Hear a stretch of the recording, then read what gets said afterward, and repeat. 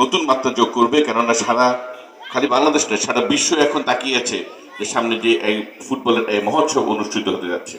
আমি আয়োজকদেরকে গাজীপুর জেলা বিএনপি এবং কাপাসিয়া উপজেলা বিএনপির পক্ষ থেকে ধন্যবাদ এবং কৃতজ্ঞতা জানাই যে এরকম একটি সুন্দর স্বচ্ছ এরকম একটি যে ফুটবল খেলার আয়োজন আমাদের যুব সমাজকে মাদক বিমুখ করবে এবং সুন্দর একটি স্বাভাবিক পথের দিকে নিয়ে আসার জন্য বড় ভূমিকা রাখবে।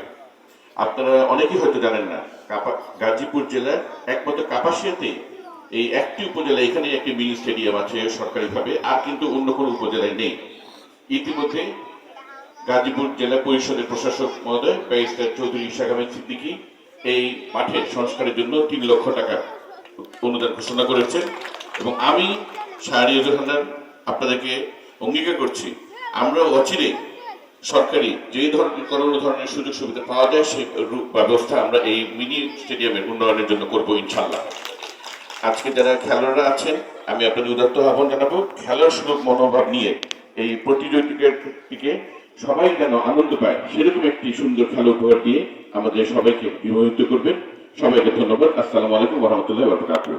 এবারে শান্তির পায়রা উড়াবেন সম্মানিত উদ্বোধক। শান্তির পায়রা উড়িয়ে শুভ উদ্বোধন ঘোষণা করবেন সরকার। সবাই জুড়ে বলো তারে।